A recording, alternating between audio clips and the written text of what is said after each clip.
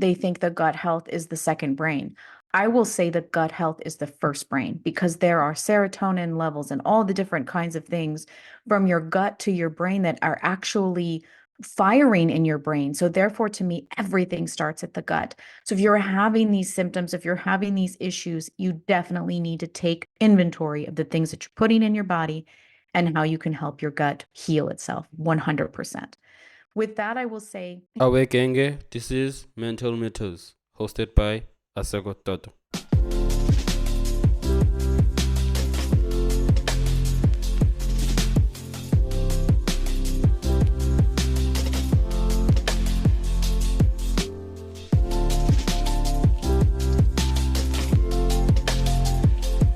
Hello, everyone. Welcome to another episode of Mental Matters. I'm your host, Asekho Toto. And before we dive into today's incredible conversation, I have a small favor to ask.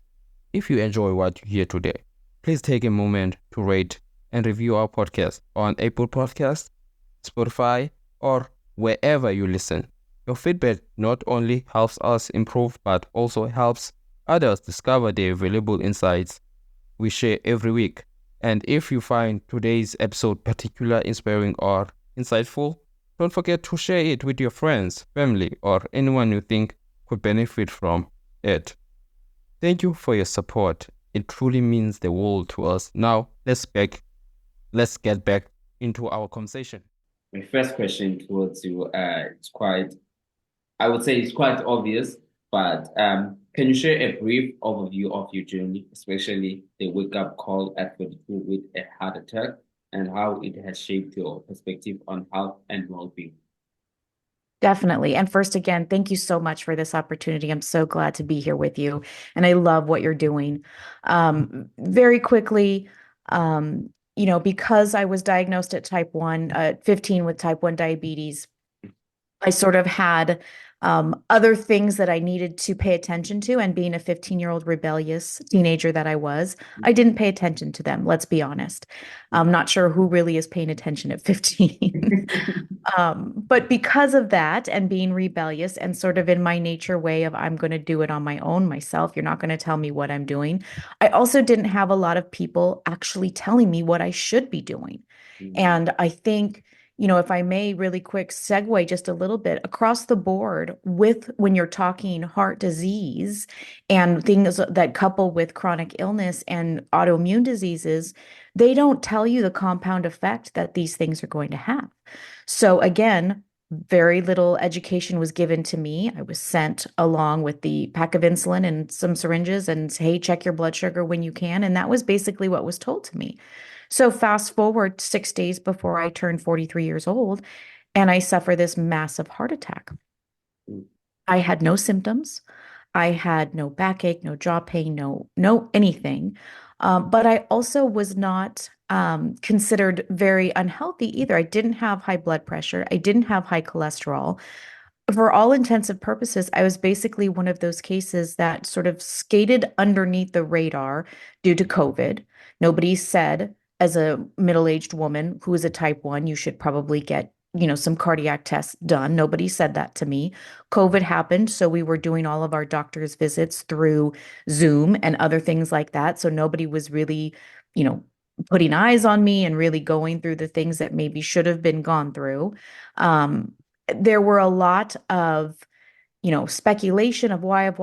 When it really came down to the matter, it turned out to be very high stress and uncontrolled blood sugar, which had been accumulating for years and years and years and years. Because like I said, at 15, I wasn't given the proper education and I wasn't going to bother myself with it, right? So by the time I got around to actually caring about it, you become older and you start to take these things seriously, the damage had been done.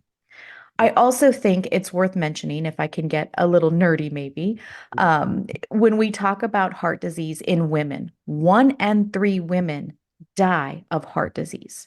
1 in 3. That's higher than any cancer that you can possibly be diagnosed with. Breast cancer being the second, but 1 in 3 for women. It's 1 in 4 for men. Now, I'm not saying those statistics are any better. However, it's talked about more with men than it is with women, and women are 1 in 3. And what that comes down to is women do have higher amounts of stress. They tend to take care of others before they take care of themselves across the board. They don't, they don't think because there aren't the symptoms, they don't think that there's anything wrong. And again, it's this compound effect of when you start puberty to maybe going on birth control, to all of the stress that women have with their, cycles and the added hormones and everything that's happening. All of this becomes a compound effect. So it is very serious that women take heart disease very, very seriously. The other thing that I will say is when we're talking about symptoms, again, I didn't have the symptoms that you might say. What I did have, though, and I believe that a lot of this will land with a lot of moms, especially, and even other caretakers. When I was lying in the bed after they told me that I was having this massive heart attack, right? The first thing that you think is, this can't be it. This can't be it. But the other thing that really struck me is you start to look back, you start to see what did I do wrong? Where did I go wrong? What didn't I do right? And what started to be this truth, if you will, is I was so grateful to have my children. I was over the moon that I was a mom, that I put all of my extra energy and everything that I had into my children, and I left nothing for myself. There was nothing left. And I also struggled with huge mom guilt that when I did put something towards myself, I was so guilty that I was taking away that time that I should have been spending with my children, and I was giving it to myself. Now, again, fast forward into this huge life-changing event and all of this that happened, I started to realize I am a better mom. I'm a better caretaker. I'm a better person if I take care of me first before my children. It's that old adage of the airplane, right? You have to put on your own oxygen mask first before you put on somebody sitting next to you, because you'll be able to help them better. And it sounds so simple, but I didn't see it that way. And I was actually doing more harm to myself, not knowing, than actually taking the time to take care of myself. And I will say this too. I think a lot of people don't realize the mental part goes hand in hand with the physical part. It doesn't, there's no separation. There's no, it has to be symbiotically working. And if it's not, there's a problem. And that was part of my issue. I felt I needed to get strong. Okay, I'm going to get strong. I'm going to do this. But I wasn't working on what the cause of that was holding me back mentally. My children, the mom guilt, the busy, all of this stuff. I think a lot of times, again, as caretakers, as moms, as people in general, we sort of wear this badge of honor of how busy we are, of all the things we have to get done. We don't think it should be the opposite, where it's a badge of honor to say, I'm going to take a moment for myself. I need time to step back and just breathe. Literally, I had to teach myself how to breathe. No one had ever shown me breathing exercises and what that actually can do for you. A lot of time, most of the time, when we're breathing very shallowly and it's very up top. We're not taking in big breaths to fill our whole diaphragm, our whole stomach. And even right now, when you just took that big breath, it kind of resets your mind and you just can kind of, okay, what's next? I can do this. I didn't even know what I didn't know. I just had to keep doing it. So that's kind of my story in a nutshell. It hurt. Let's put it that way. I'm not going to sit here and say I'm all better, everything's great. I didn't have these bad days. There were a lot of bad days, and it hurt. And I say this a lot. I'm not the before picture, and I'm certainly not the after picture. I'm somewhere in the middle, the black line that divides both of them, and I'm still on my journey. But one of the four things that I have to put at the front of my journey is my self-care, and that encompasses mental and physical. And something that you said that you keep on asking when you realize that when you come across something, you keep on asking yourself. For example, your heart attack, asking yourself that what did I do wrong? And it goes to a guest that I had, and also she was diagnosed with diabetes type 2, and she was told that she had I think, if I'm not mistaken, 4 or 6 weeks to live. And Mm. she began on saying that she continued saying that she kept asking herself, what did she do wrong? She ate healthy, she did all the right things, but ended up having diabetes. And it's something that people keep on asking themselves. And I feel like when it comes to education and information, that's where most people fail to actually educate us. Because not only in terms of diabetes, I'm quite sure that there are people that don't know what actually causes cancer, what things that what requires you to actually practice that self-care in order for you to live a healthier life, to live a life that is quite, I would say a life that is will not actually endanger you, and also a life that you will not actually treat it in a way of will worsen your condition when it comes to diabetes, when it comes to cancer. And I believe that the one thing that is important here is information, being able to for us to be provided with enough information. Goes with mental health. There's so little information about mental health. And yeah, there's social media. And within that information, when it comes to social media, some people actually are skeptical about information because it's not proven. And to us, something, in order for us to actually validate something, in order for us to accept it, we need to actually know that where has this have been, I would say, experimented or experimented and true or proven. So that in terms of 100%. 100%.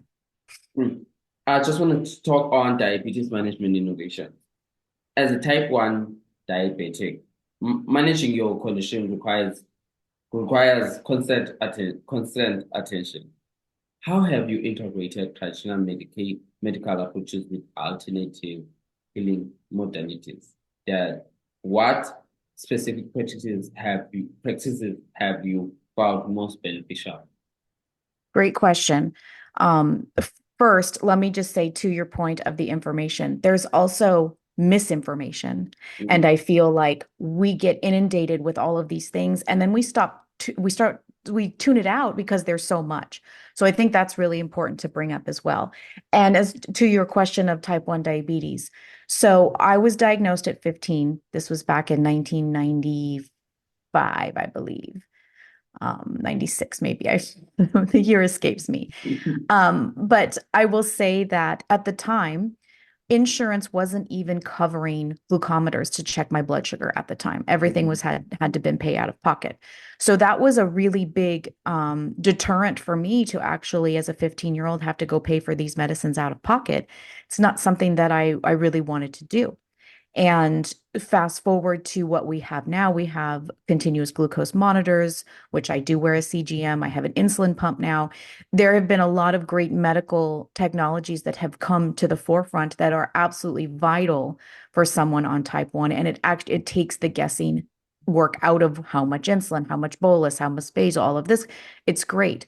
But I will say holistically, it stops right there. I have had to go on my own rabbit holes, my own journey, finding this information of which modalities that I can use for myself and what kind of benefits that I'm having.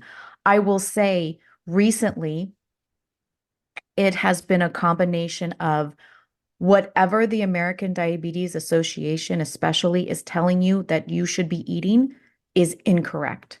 I've actually met with patients who have said, well, they told me I could eat whatever I want as long as I correct it with insulin.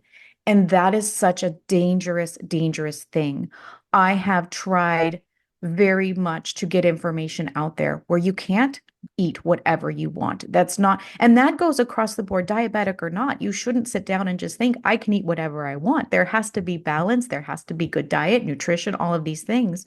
But I will say specifically for type 1, it needs to be low carb. If you're plant-based, if you're carnivore, if you're whatever you are that you like to eat, You have to make sure that you are looking at the glycemic index and you are charting your insulin based on how much carbs you are intaking. Because what a lot of people don't realize is it starts with carbohydrates. Carbohydrates sit in the body, it then turns to sugar, and then sugar turns to fat. So we have to start at the beginning and start calculating how many carbohydrates our intake is.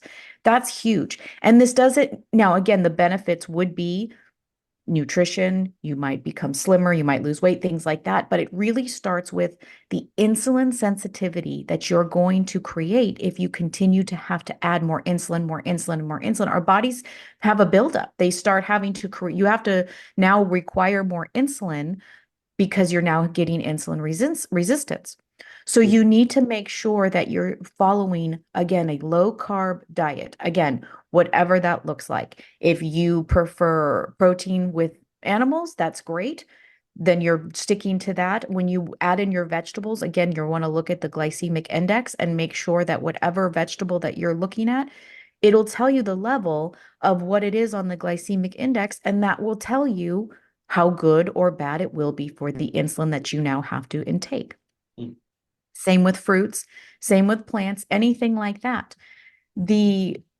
This premise that just because we have insulin now readily available through a pump means we can eat whatever we want is false. It does not. It is not okay, because you're now fighting inflammation, because now you're insulin resistance. Because I mean, it's this whole circle that we just go on top of mentally a big influx of very concentrated carbohydrate diet is going to make that brain fog just go crazy, go nuts, and it's going to bring on anxiety and all of these other things. So you want to make sure, very minimal, that you're at least trying to maybe, and I'm not saying no carb, I'm saying low carb, but find whatever that magic number is for you. On top of that, it absolutely has to incorporate mindfulness. You have to be there is the truest thing I can talk about. Diabetes burnout is 100% true. We don't get a break. We don't get a vacation. We're constantly attached to this medical device, and we are constantly in our heads thinking what we have to do to prep for our next meal, to prep for our next exercise run, to prep for the school that's coming, to prep for the long drive. We are constantly having to battle what that's going to do to our blood sugar. So burnout is 100% real. But to combat that, if you can find whatever it is where you can get still, you can get quiet, whether it's meditation, prayer, whatever you're doing, you have to make sure that that goes in combination with the nutrition. And then the third part to that, I will say, is absolutely movement. Even if it's just a walk, I don't care. Meet yourself where you are at. There's no added pressure here. There's no shame here. There's no guilt here. Just whatever your body can do, ask it to do, and then ask it to do a little bit more, and then keep asking it to do a little bit more, because people don't realize our bodies need to move. Movement is huge, whatever that is. If it's yoga, if it's Pilates, I have had great success with weightlifting. I was very afraid to do it at first. I'm in this gym and all of these big muscle men are around me, and I'm this little girl trying to do all these little weights. And, I talk about on my podcast that when I came out of recovery, I could lift 3-pound dumbbells, 3 pounds. Mm. Now I've grown exponentially almost 2 years later now, and I can deadlift 75 pounds. That's a huge growth. I didn't quit. I didn't stop, and I didn't let these big muscle guys intimidate me. So you have to do what you can do. And the biggest thing I can say, and that's for anybody, when you're creating muscle mass, you are creating strength, you are creating immunity fighters, you are creating strong mind. All of these things go along with lifting weights. And I think for women, it's hard because there's a big misnomer out there. People, women especially, they think they're going to get really big and bulky. I promise you that's not going to happen unless you're spending 10 hours in the gym, taking the creatine, taking all these things. You're not going to bulk up unless that's what you want to do. But to get tone, to get the muscle mass that our bodies need, that is the best medicine that you can give yourself. And it has done so much for me. It has been amazing. And like I said, nutrition, mindfulness, and weightlifting. And again, any sort of movement, a walk. Cardio exercises are important, like weightlifting, the cardio exercises, they work out your heart, they work out your lungs. Those are really important. So if you can add those in, that's great. But I always go back to what I say at the beginning, and that is meet yourself where you're at. Do not start the shame cycle. Do not tell your brain, oh, well, if I can't do this, why should I even try? No, try.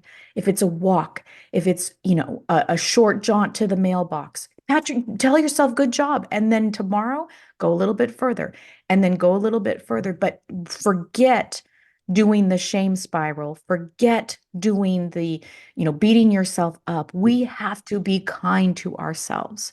And I think people don't realize our negative thoughts is what tells our body what it's going to do. It really does. If you have this negative connotation of, I'm never going to lose weight or I'm never going to be able to do that, then your body, it hears the coach and it says, okay, we're not going to lose weight. But if you're telling your mind, I am a badass, I can do this. If it's a walk, I'm going to slay this, I'm going to conquer it. Your mind's going to start going, oh, yeah, we got this. We're going to do this. And now we're going to start working harder and start working harder and start working harder. And that's the beauty of being able to hold your thoughts captive in your mind. Hold them, stop it, stop the negative, hold it captive, and then replace it with something good. And that goes for anybody's journey. And something that you spoke about when you said in terms of, I just remember something, I just want to add on education. And it's funny that we speak about in terms of education within these topics, whereas your diabetes, your cancer, your mental health. I had a guest, I think it was 2 or 3 hours ago, whereas we spoke about misinformation, whereas she actually said she mentioned this thing, outdated information, whereas the Western modalities, I would say that they're outdated within the concept of healing. Whereas she adopts the Eastern side, whereas things in terms of, you spoke of plants, when based plants instead of using the actual medication. And one thing that something that I learned about nutrition is the fact that you can't eat everything that you want. And there's this process within all these things, thinking that no, as long as I have my insulin, I will just eat everything I want. But at the same time, there are consequences in every action that you take. And it's something that people actually, I believe that they are needed to be alerted on, actually, when it comes to this, especially sugar. And sugar is something that most nutritionists say. Most nutritionists I'll tell you to avoid, because it's quite bad from our health in overall. As much as at some point we need it, but at the same time it's bad for our health. So in terms of psychological impacts, in terms of maintaining in terms of keeping schedule, maintaining your diabetes in a way, how did you actually build that mental resilience? Because in some way in terms of telling your brain that, oh, look, I'm tired of doing this, in terms of that, I don't want to go to the gym, things like that. How did you build it? Because one thing that I'm quite sure that mental resilience is hard.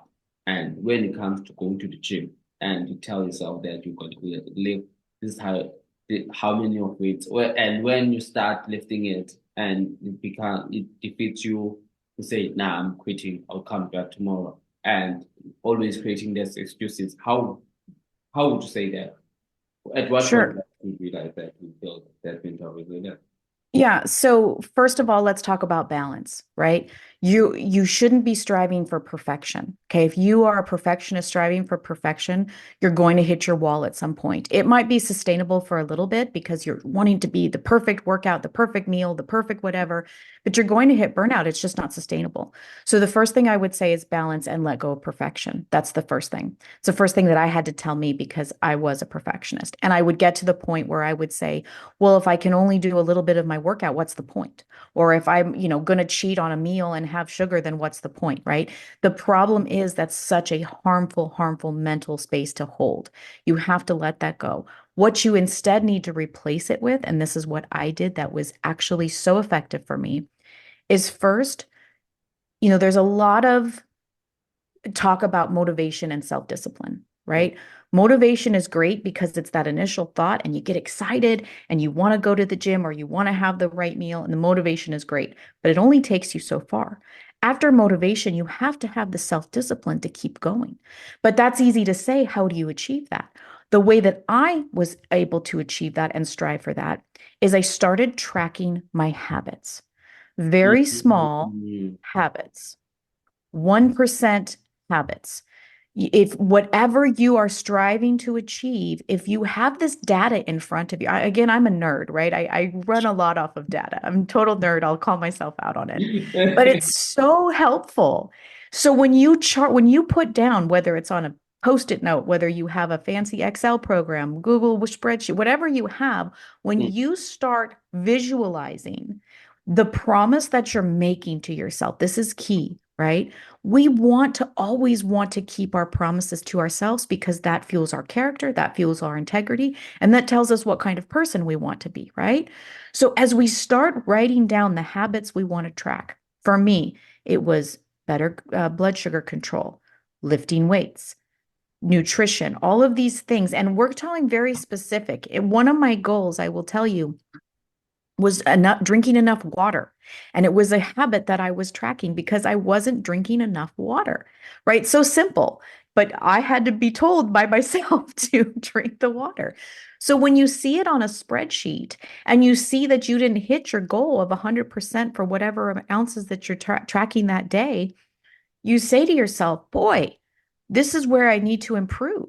So then the next day, you're very hyper aware of hitting that goal, right? And you can start with 3, 5 goals. It doesn't have to be overwhelming. I don't want it to be overwhelming because you probably won't be successful if it's overwhelming.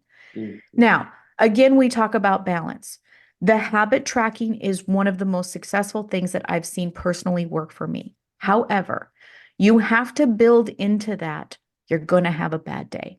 You're going to have a day where you just don't care about the habits, the gym, the nutrition. It's a bad day. Those days happen. If you're prepared for it, if you consciously are ready to take on that bad day, not only is it not going to last that long, but you're allowing grace to sit in that bad day. And then you're allowing permission to move on to the next habit of the next day to do it better. And as long as you're building these fail safes in, as long as you're telling yourself, it is okay that you have a bad day. I'm not looking for perfection. Your body's going to feel that grace. It's going to feel that love that you're giving it because that's where it comes down to, right? Is the love. And what happens is that self-discipline kicks in, which, by the way, self-discipline is the best form of self-love because it's promises you're making to yourself that you're keeping. And that in turn, you look back after a month and you're like, wow, I had a 3% gain on my water drinking, or wow, I had a personal best with my weightlifting, and you celebrate these victories. You celebrate these small, for me, it was keeping my blood sugar in between a certain range. And if I hit that, that was a celebration for me. But I was able to do that by making sure I was eating the right foods. So again, it's all connected. And again, that mental piece of just giving yourself the grace to sit in that mess, ride the wave, because we can't prevent it and we can't ignore it. Those bad days are going to come. So you have to be right. So you be prepared to sit in those waves, feel it, feel the emotion. Don't start the shame spiral. Don't beat yourself up. But if it just feels like a bad day, feel it, because then you'll completely be rid of it by the time you're ready to get up and you bootstrap it and you get up and you're like, okay, I'm ready to start the next day with the next habit. What does that look like? And you try again, because all we can do is what our best is, right? And that, I mean, for me, that was the most successful, was the habit tracking for sure. Mm. And in terms of tracking habits, sometimes, firstly, I just want to speak about awareness. And so it really, there's something that you said in a way of actually realizing in terms of wanting me to talk about awareness. Sometimes, in terms of the knowledge that you gave about water, we set a goal to drink water. And at some point that we set these goals to ourselves and say that we're going to do this, for example, drink water. And One, I'm not quite sure how this happened to me, but in a way, I discovered human behavior.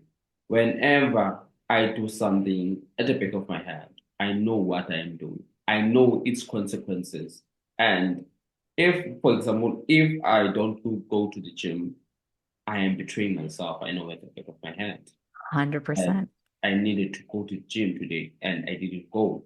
And it's that form of awareness that I feel like everyone needs in every type of thing when it comes to talking about this conversation. And actually, in a way of, in terms of taking that insulin, sometimes it might be tiring in terms of taking that insulin because you have to have been doing this. And we have that mentality, one day won't hurt. And if when it comes to gym, one day won't hurt. And not realizing that they're actually realizing that there are consequences, but not actually acknowledging the fact that there are consequences if I don't do this. And Mhm. something that in terms of going to the tracking habits, habits, it's something that sometimes there are good habits and a bad habit. Sure, absolutely. Most of the time, it's easier to track those bad habits and able to actually take excuses for them.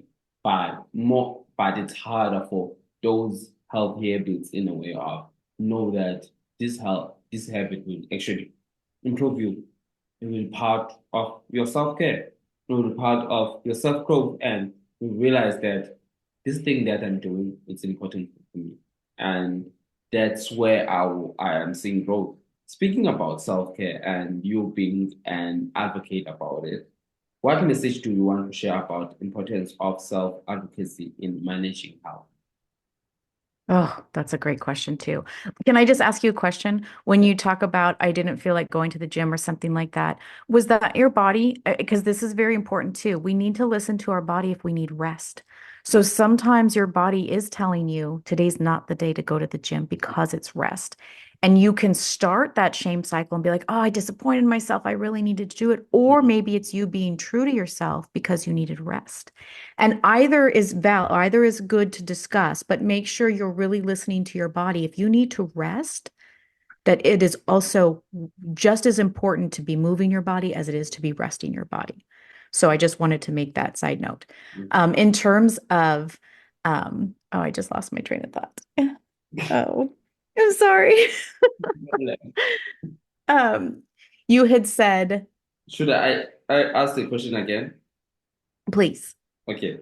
What message do you want to share about importance of self-advocacy? Yes. Okay, got it. Yes. Sorry. So let's talk about health advocacy. Okay. Now, again, I can only speak to being here in the States, and I can say two things. The first thing is our emergency medicine here in the States is bar none the best that you could ever have. They are so great with emergency medicine. The maintenance of medicine is where we severely lack. They are not concerned with getting to the root of the problem. They are not concerned with fighting the root cause of the problem. They want to prescribe a pill for an ill and send you on your way. So we somehow have to be the bridge that gaps between the emergency medicine, which is great, and the maintenance of medicine. We have to be that bridge that comes in between and fills that bridge. And the way that we do that, here's what the first thing. The first thing is you need to believe 100% you are an expert in you. It doesn't mean that you have a medical degree, but what that means is you know your body. You know when you feel lousy. You know when you feel good. You know what makes you tick, what hurts, what doesn't. You are an expert in you. Don't let anybody ever tell you that you are not this or not that. Don't let anybody ever gaslight you. You are an expert in you. Okay. That's the first thing. The second thing I will say is as much as you might not like it, as much as it may be painful and it's not something that you really want to spend your time doing, researching on your own is vitally important. Okay. Need to understand something. Again, here in the States, the doctors, their total medical career, they receive a total of 4 hours of nutrition on their whole medical career. 4 hours of nutrition. So if you're going to the doctor and you're saying, hey, I'm having these symptoms, this is what's happening, and the doctor doesn't bother to ask, well, what is your nutrition like? You need to find a new doctor because 9 times out of 10, the things that we can help ourselves with and heal ourselves with are nutrition. Now, I'm not saying everything, but there's a big amount that can be healed with nutrition, right? But a lot of people, and this is where it gets, I know this can come across mean, and I don't want it to. This is me loving everybody as much as I can, but personal accountability and responsibility on what your part is crucial. It's vital. Take a look at what you're doing. You know what you're doing. If you're coming home and having that bag of Oreos and now you're getting migraines, gee, wonder why that might be. Take responsibility for what you're doing. Don't expect the doctor is just going to have all of the answers and fix you with everything, and you don't have to change any habits. That's not true. You have to take personal responsibility. But as you do that, and as you educate yourself, and as you do the research on what's happening, now you can be your best personal advocate in the health industry. You can say with authority, nope, I don't think that's what this is. I'm having these symptoms. I mean, I've spoken to a lot of women who come to me and they're like, I think I have a thyroid problem. I've gone to the doctor has checked my levels, but they tell me it's normal, but I still feel like I have a thyroid problem. Then you probably have a thyroid problem, but just because it didn't land on the blood, where they take the blood test, doesn't mean you don't. Be an expert. Don't let them gaslight you. Do the things that you need to do. Find whatever the supplements are. Find the correct nutrition. Find, maybe it's going off of gluten. Maybe it's going off of dairy. Find those things, experiment because you're no worse off. Figure it out what you're trying to do and be your personal advocate, not only in the health industry, but in the fitness industry. In any industry that you go in, you are an expert in you. Do what you know is best. And I just want to add on that. We have this tendency of wanting always to have and expect something externally when it comes to health, when it comes to our love life, when it comes to our finances, in everything in general. But we don't realize that our best, as you said, being an expert in you, and you know what are your habits, you know what makes you feel healthy, you know what makes you sad, what actually in a way of what makes you, in a way, if you have in terms of nutrition, you know that if I eat this, the consequences of eating this will result this. And I believe that people should start actually practicing that self-care and self-advocating for themselves and able to live a healthier life. And one thing that one of the things that I've learned this is the fact that nutrition is important. And whether you like it or not, nutrition is important. Whether they like it or not. That's Yes. right. Nutrition is important because I realized that I had a problem with weight. I have a problem with dairy, and whenever I drink or sip milk, I have a problem with my stomach, and I decided to go off it. And ever since that, I have my gut health has been good, and that's where I realized, oh, nutrition is important, and I started to take that step forward on eating healthier and being able to be aware of things that I eat. And ever since that, in terms of brain fog, I'm someone that had occasionally had brain fog and not knowing where I put something within, and not in terms of if I just drop a key on the table, and at 5 minutes or 10 minutes later I keep on looking at them, not only to find out they are in front of me, and I no longer have that. I just wanted to say that. And as we conclude, can you recommend any resources or tools that have been instrumental in your journey? How can our listeners connect with you to learn more about your advocacy and insights? Oh, yes, and thank you. First, definitely the resources.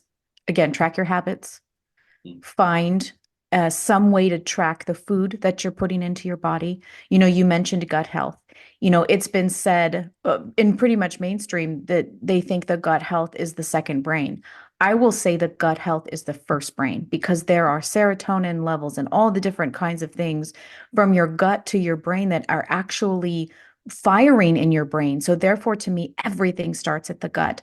So if you're having these symptoms, if you're having these issues, you definitely need to take inventory of the things that you're putting in your body and how you can help your gut heal itself 100%. With that, I will say, you asked me about resources that I have used. I was carnivore for a very long time. I'm now more animal based. I want to have some vegetables. I want to have some fruit, but that helped my body heal immensely. Now, again, I don't advocate that for everybody. That was something that I chose to do for myself. I know there's a lot of people who really believe in the vegetarian and vegan lifestyle, and that's great. I think it goes back to balance and everything in moderation. And you know what works for you. So I would continue again to track your habits, use those resources. There's a lot of apps out there that you can track your food with. They can tell you your macros, your mic. It doesn't have to be that complicated. Just get a post-it note and start writing down what you're putting in your mouth, literally. And then refer to that the next morning when you wake up and see where maybe you shouldn't have put something in your mouth or you should put, like, it's very easy. It doesn't need to be overcomplicated. With that, I will say my journey has led me to so many wonderful people. If you have the opportunity to work with a nutritionist, a health coach, something like that, I encourage you to do that. And if you can't, unfortunately, however you look at it, we do live in the age of information. There is everything at your fingertips. You can look it up if you need to. Just be careful with what you're looking at. Definitely. Reach out. Yeah. Reach out to, the podcasting community is one of the most kindest, wonderful, proactive communities that I have ever been a part of. And I'm telling you that anybody can reach out to a podcaster and ask a question, and I promise you that podcaster is going to find the information. If they don't know it, they'll find it for you. They are truly, truly the last frontier, and they want to help people so terribly. They really do. I haven't met one that hasn't wanted to do that. And then on top of that, I have my website, Everything's Messy Wellness. If you are a type 1 diabetic, maybe you're suffering from burnout, maybe you need somebody in your corner, I would love to jump on a discovery call, see how I can help with you. I also coach parents with newly diagnosed children who have been given this diagnosis because it's a lot to take on. And you want to make sure, okay, the doctors handle all the technical part, but I can help with the mental part. I can help with the actual day-to-day living part. So if you are someone you know that is going through that, if you are a loved one, reach out, let me know. And then I also have my podcast, Everything's Messy Podcast, where we talk about the mess of mental, physical health problems. We talk about all of that. And I love most of the people, well, actually, everybody that I've talked with, they talk about finding their strength through the mess. I promise you, if you're going through a mess right now, I want to encourage you, you will find your strength. Don't give up. Don't quit. You will find your strength. And again, the podcasting community, we are here. We want to encourage, reach out. If we can't help you, we will find somebody who can. And again, don't ignore your self-care. Don't ignore you to take care of somebody else. You are the one, your body, it wants to heal itself. It really does. Your body loves you the most.